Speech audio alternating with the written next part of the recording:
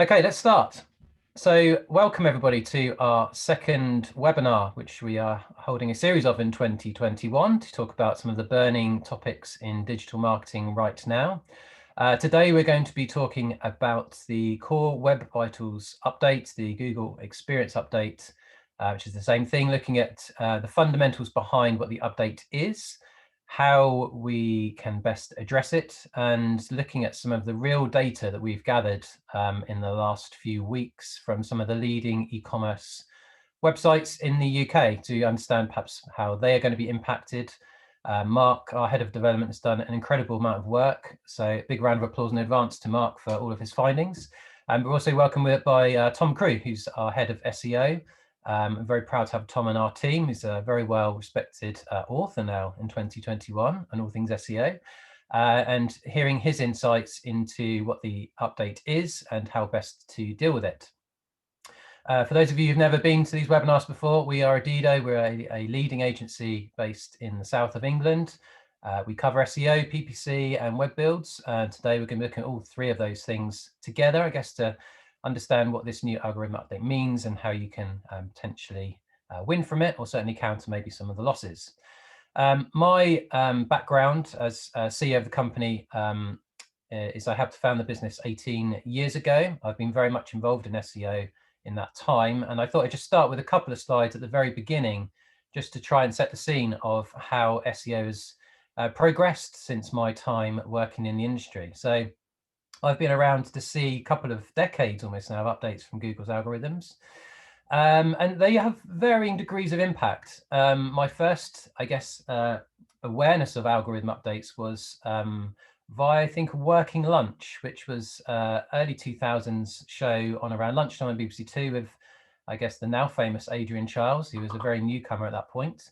But he talked one afternoon, I remember very clearly, about the Florida update, which was given the name, I think, just because the impact it had on the SEO world, where business owners were coming online and talking about the frustrations, problems, and loss of revenue they'd had because Google overnight decided to change how their algorithm worked, and the results changed very, very quickly and very, very fast and had a big impact. So we've seen that update in 2003, first awareness. I got very much involved in SEO from that point onwards for a good 10 years ago, 10 years or so, very hands-on, built a team around us. And when around 2010, 2011, 2012, Google really, really serious about SEO, what made websites rank, it really went after these sort of, I guess we call them black hat tactics now, where people were buying links, trading links, writing content just for search engines, and Google came along and clamped down on a lot of that stuff, which in hindsight was a very good move, and it's definitely changed the industry since that point. But again, had a very, very big impact on the way that SEO was delivered. So in the last decade or so, the impact they've probably had on algorithm updates has slightly been muted to some extent.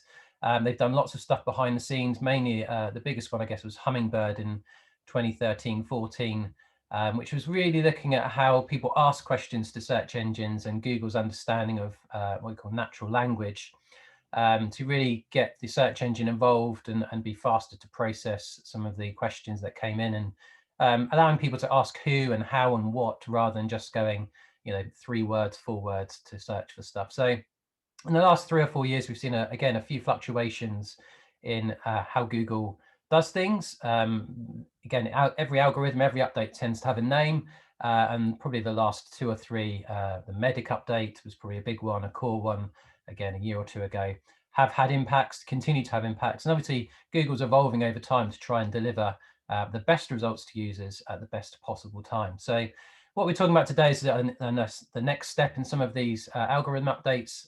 Each time it can have a big impact, and today we're looking at what you need to try and counter that. It's a very unusual thing. We get an advanced warning, so we're actually able to do some things in advance rather than wait for them to happen and try and pick up the pieces afterwards. But Google's, I guess, prerogative at this point is really trying to, and always has been, the reason why it's still the best search engine, everybody uses it, is because it's all about giving the best user experience and giving the best answer to the searcher. When you search for something, you want to click on the first result and get your answer given to you. Now, this slide provided by a company called Spark Taro by Rand Fishkin, very, very well-respected person in the world of SEO.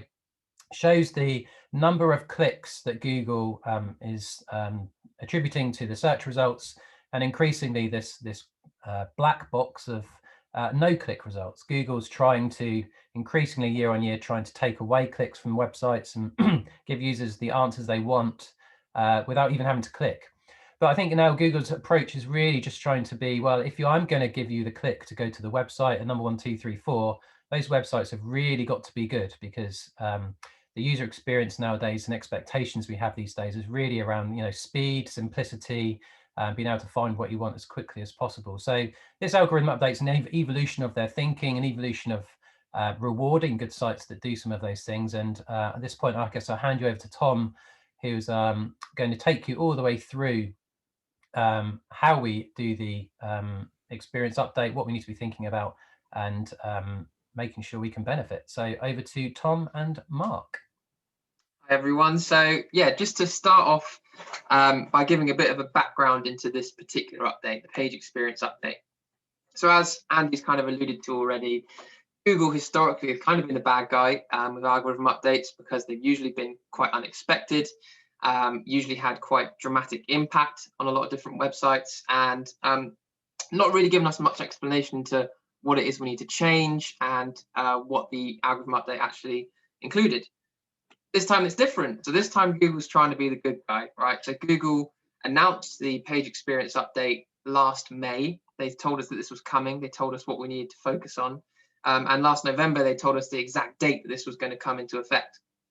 So this is quite a different approach by Google. Like I say, the good guy approach, they don't usually tell us exactly what it is we need to be focusing on, but in this case, they have.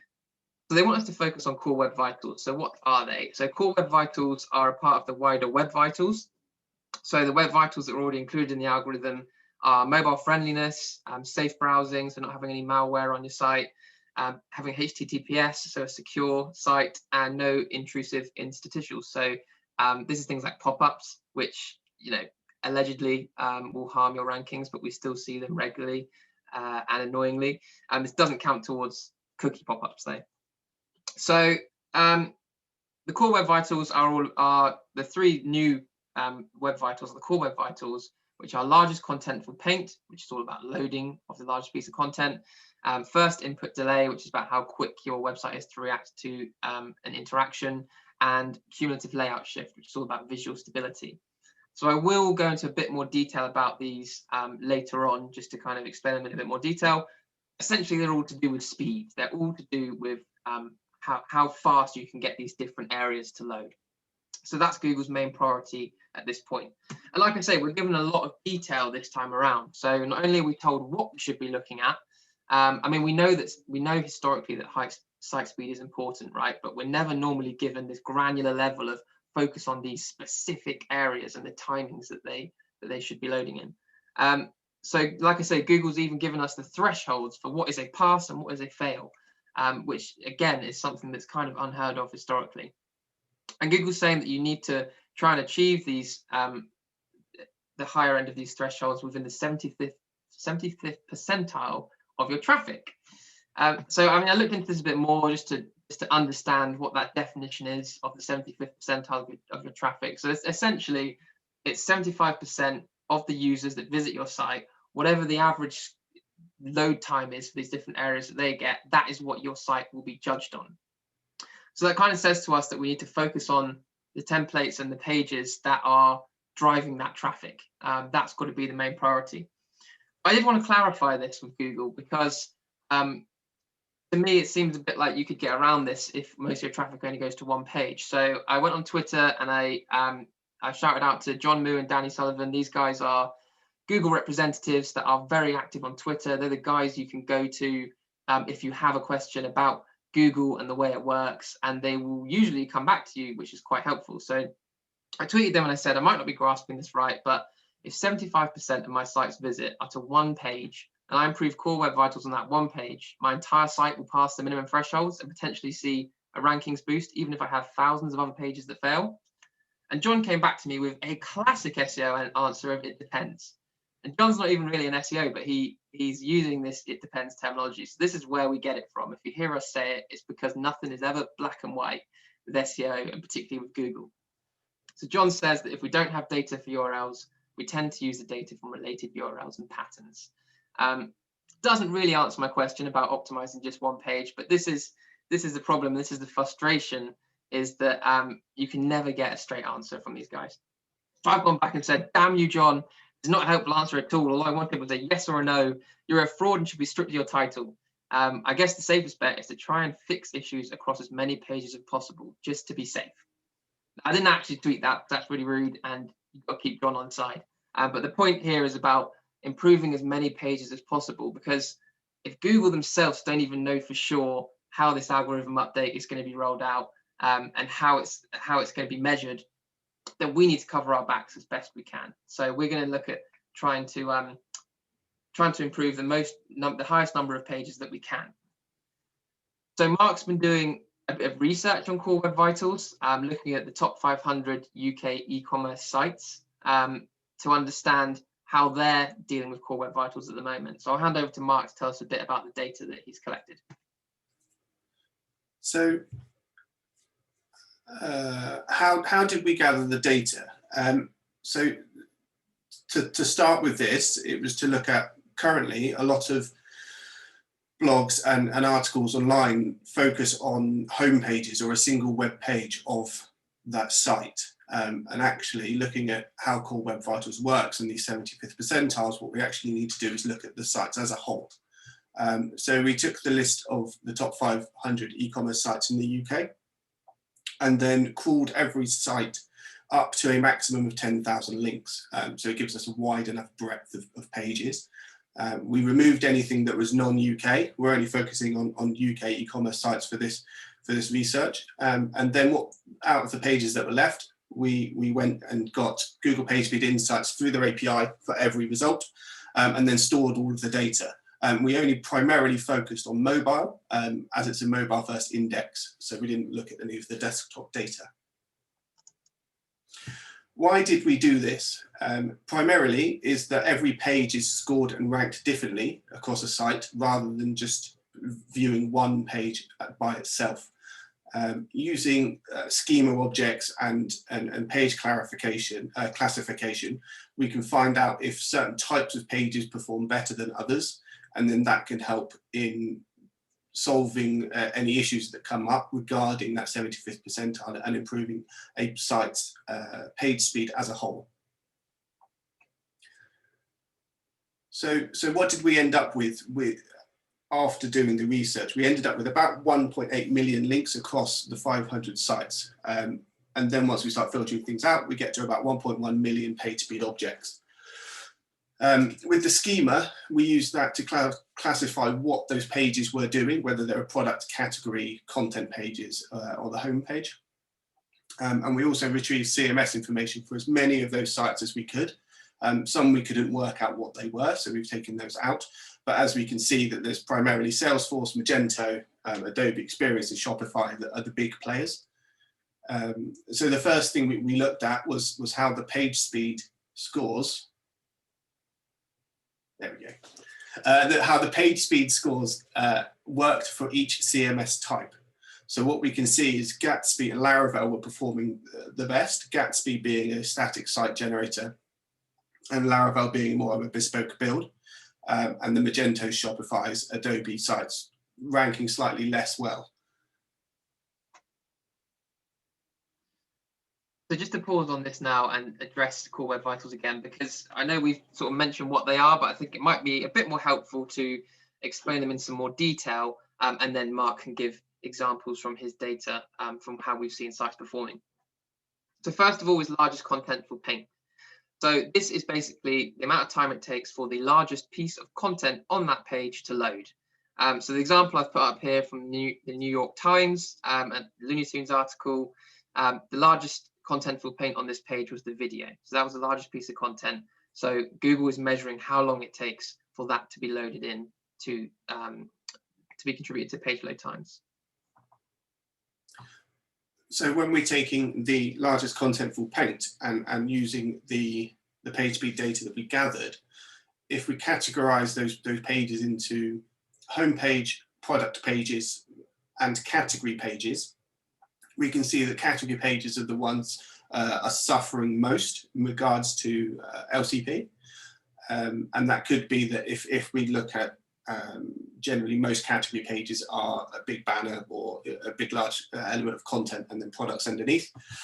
It's that big piece of copy at the top is where the performance is coming in. So looking at New Look as one of the case studies for this, we can see that on the right hand chart, we've got homepage, about, and contact scoring very near to 100 on page speed score, so they're at the top, and the LCP time is very low, so it's in the top left hand corner.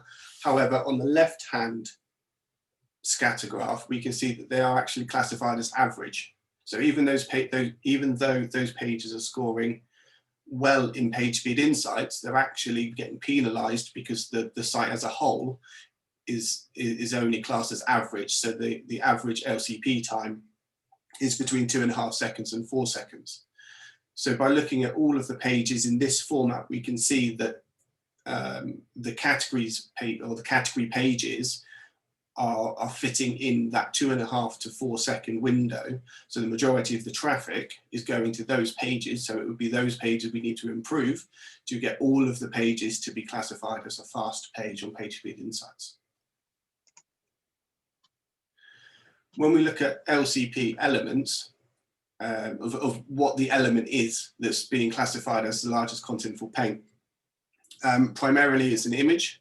But what we're actually seeing with those images is that they're scoring a very low figure. So they're actually scoring about 8 out of 100 for that largest contentful paint. The next one down, being paragraph tags, also scores relatively low, which was a surprising finding. However, we can look at attributing this to custom web fonts. So although if you've got a large block of text that isn't using a system font, it would load relatively quickly. However, if you've got loading a custom font in as well, the LCP time does not end until the custom font is loaded. So you need to make sure that those are being preloaded and elements like that. So the other core web vital to look at is first input delay. So this is quite simply how long it takes for the website to react when the user interacts with it. So you can see from my example here, I'm playing a Looney Tunes game. That's why this deck was so enjoyable to put together, because I just got to mess around with Looney Tunes. But you can see every time I click on something, it reacts instantly. So that is a really good first input delay, a really low first input delay time. So that's what we're looking for. So again, categorizing all of the research into those three areas, we can see that category pages are slower in terms of first input delay than the other pages. Excuse me. So looking into this, that could be because there's more elements on the page in terms of there's that basket functionality, there's quantities. There could also be more JavaScript running if you've got tag manager and tracking and various other bits and bobs along those lines. So if you're looking at improving first input delay, you can look more towards the category pages than product and home pages. And finally, we're looking at cumulative layout shift. So this is all about visual stability on the site. So on the example here, I have stopped scrolling at this point, but you can see that the website is not visually stable. I'm trying to look at this picture of the dog. I want to see the dog. I can only see the dog's head. And now I can't see the dog at all because the page was not visually stable. This is classic of news websites like this, where ads are then loaded in a bit later. So as you're scrolling through, the page is jumping around.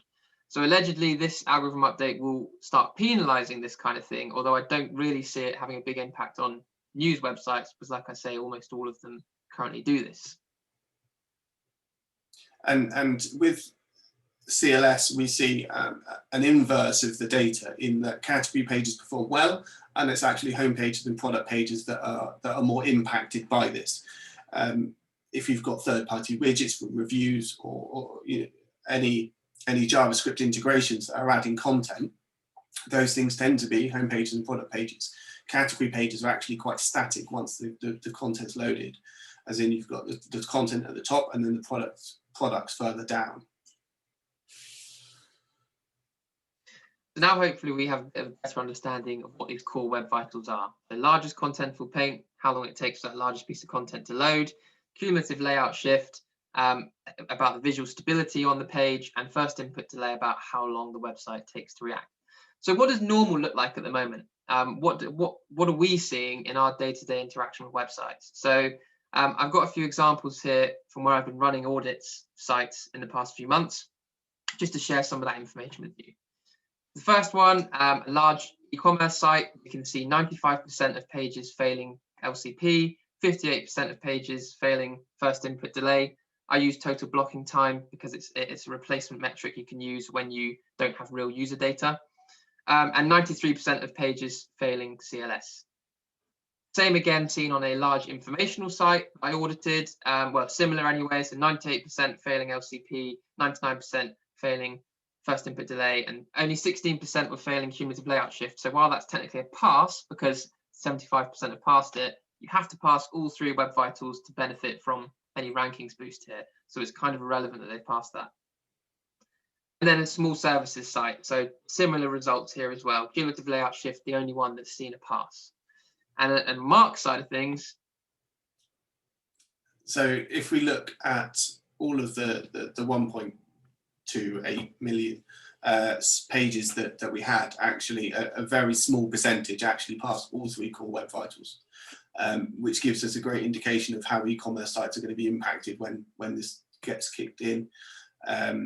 So looking at the next one, Tom, what we actually see is 90% of the URLs we tested score less than 50 out of 100 for page speed insights. So you don't need to score 100 out of 100, you just need to be better than everyone else.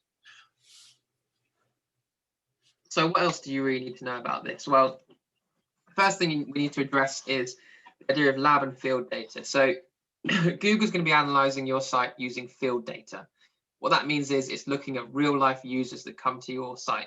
It uses Chrome, the Chrome user experience report. So if anyone comes to your site using Chrome and they haven't opted out, then their data is going to be passed on to Google, and Google can see exactly how the page loaded and the page load speeds for that user. And that's the data they use. When I audit, I use lab data because I have to replicate a user. I can't use real user data. So in most cases, I use lab data, and Mark used a combination of both. So this question of field data and real users affecting how your website scores has raised the question in the SEO world of whether or not you should block traffic from countries with slow internet speeds in order to manipulate these core web vital scores. The answer is no. So Martin Splitt, who's a developer at Google, has addressed this question and come out and said, no, you don't need to do that. If you do start blocking traffic from countries that have slow internet speeds, they'll find another way to access your site anyway, which will be much slower and worse. But also, this is one small part of the algorithm. Google's algorithm is very large, very broad. There's a lot to it. If you focus all your efforts here and forget about everything else, then you're just only going to be cutting off traffic and cutting off your nose to spite your face, essentially. So that's not a smart move. So the next question is, should core web vitals be my #1 priority? We're going back to Danny Sullivan again, who's the search liaison at Google. He has compared this update to the mobile friendliness update. So we've been talking about mobile friendliness and how important that is for a very long time, right? I started doing SEO at the start of 2015, and people were talking about it then and how it's essential. And if you're not doing it, you're not going to rank, yada, yada, yada, which is all true. But if you think they're talking about it back then, it was only last month that Google finished rolling out the mobile first index. So only as of March this year is every single site on the web officially ranked by its mobile site before its desktop site. So there's been a long period of talking about it before it's become 100% official, which I imagine will be similar with the Core Web Vitals page experience update. And not only that, in terms of it being a priority, Google have come out with documentation themselves to say, look, if you're not focusing on really strong content that meets user intent, then just having a fast website doesn't really matter. So someone with a slower site but much better content is going to outrank you. The lesson here is not to solely rely on speed to try and win this race. If you get lazy with everything else and think, oh, my website's the fastest, someone's going to come along and outrank you with better content anyway. So for me, my advice from my perspective, the things you should be concentrating on before you look at this, if you haven't worked on your content and made sure that that's up to scratch and better than your competitors, if you haven't got a strong site architecture, so in the way pages link to each other, in that hierarchy of pages, and if your site isn't mobile friendly and can't be crawled and indexed by Google, if you've got indexing and crawling issues, then these are all way more important than Core Web Vitals, because without them, you're not going to rank anyway. So that kind of raises the question, okay, why should I care at all? If you're telling me that it's not that important, why should I care at all? Well, Google has said you can get a rankings boost from this, right? If you can pass these scores, you can get a rankings boost. And if you don't get that rankings boost, your competitor might, and they'll go ahead of you in the rankings. And what we're looking at here is organic click-through data from one of the most comprehensive research pieces available on organic click-through rate data by Advanced Web Ranking. So this shows you that the higher ranking you are, the more traffic you're going to see. Position 1 sees about 30% click-through rate for all the searches for a particular keyword, which drops down quite significantly from there. But you can see that even by going from position 5 to position 4, you're going to get considerably more traffic. So it is worth doing in terms of getting that rankings boost, or even securing your ranking position now in order to see that added traffic. And moving away from just why you should do it for Google and the algorithm, for your own site, it's going to be beneficial. So this is research from Cloudflare, and there's loads of research into this and about how site speed affects conversion rates. Their study showed that if it's a site loaded in 2.4 seconds, it had a 1.9% conversion rate. If it loaded in 5.7 seconds or more, it had a less than 0.6% conversion rate. I think Amazon released some data on this as well, where they found that for every 1 second that they improved their site speed, they saw a 7% increase in conversion rate. So this isn't just something you should be doing for Google. And our very own Matthew Freeman, who is our UX designer here at Adido, commented on this as well to say whether it is poor technical performance or poor perceived performance through lengthy animations and transitions, we generally find one thing to be true: people don't like waiting. It's because of this that poorly performing sites and poorly converting sites often go hand in hand. So if you're not doing it for Google, at least do it for your users, and if you're not doing it for your users, at least do it for Matt. So now that we know what Core Web Vitals are, why they're important, and why you should be doing something about them, how are you going to go and find out what your performance scores are and find out what you need to do to improve them? Well, this is a question that I had to address in the past year, because this was something new to SEO. It's something I had to solve for my clients, and I was doing a lot of research, looking around, trying to see how other people were doing it, and no one was really sharing information on the how. Everyone was talking about what they are and why they are, but no one was talking about how you actually address this. So I came up with my own auditing process, which I've been using for our clients, and then I wrote it up and I took it to Search Engine Land. We published it. It's probably a career highlight for me, but definitely had to plug it into this presentation and let you all know that I'm on Search Engine Land. So if you want to find out how to audit your own Core Web Vitals and understand how your site's performing, you can go to this article and follow the process. If it's a bit over your head, that's fine. This is the kind of thing that we do day in, day out. So that's why we obviously have more of a grasp on this. So you can always ask us to look at it for you. But the article is there if you want to do it yourself. You will need a paid version of Screaming Frog. This is what we use to crawl websites to get all of the data from that website. And you will need to connect it to a PageSpeed Insights API key. So you can get that for free, and the article will explain to you how you access that. So when I've been running these audits, there are a few issues that I keep running into, that I keep seeing over and over again. So I'm going to take you through some of them now, that you can be like the road runner and keep outsmarting Google, aka Wile E. Coyote, right? So one of the main ones that comes up quite a lot is about enabling compression. So this is a really simple and quick thing that you can do. Enabling compression essentially shrinks down all the file sizes, so when they're transferred from the server to your user's browser, it's a lot quicker to transfer them because they're smaller.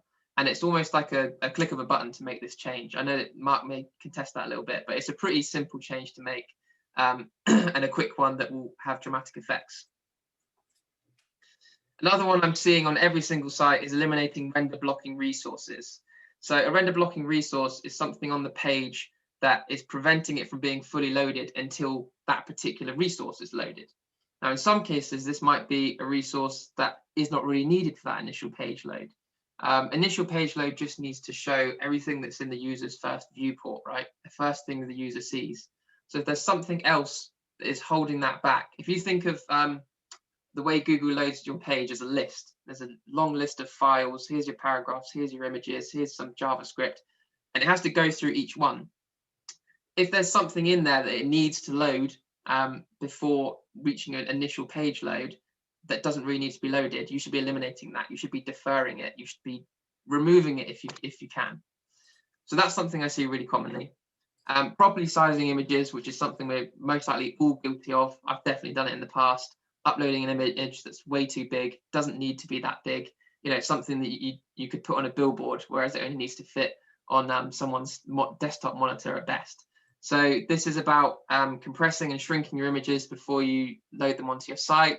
It's about adding your dimensions to the image. It's about having responsive images and just making sure that they're handled responsibly. Next up is deferring off-screen images. This is another one where it's all about, okay, does the user actually need to have this image loaded on the initial page load? So when they land on that page, is that image even visible, or is it further down the page? If it's further down the page, we don't need to wait for it to load in order for the user to use the site.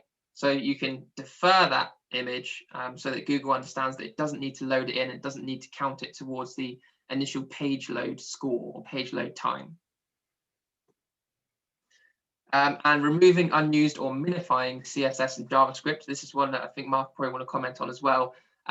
So from my perspective, this is if you've got CSS or JavaScript or code like that on your site that isn't being used, this may be because the site has been built a long time ago and then different developers have added new things to it without taking something away. So it might be that there's a whole load of code on your site that isn't even being used, but it's just sitting there. Google still needs to crawl through it in order to load the page to understand what's what, but you don't actually need it. Or you can minify that code just by trimming it down a bit. There's some contradiction in Google PageSpeed's suggestions here as well, in that when you test one single page, it will tell you that there's unused CSS. However, web standards suggest that you have a minified CSS file for your whole site. So Google may say there's unused CSS, but it's actually used on other pages. So by removing unused CSS on one page, you are then increasing the amount of requests you would have on the second page or another page by having different CSS style sheets for each page.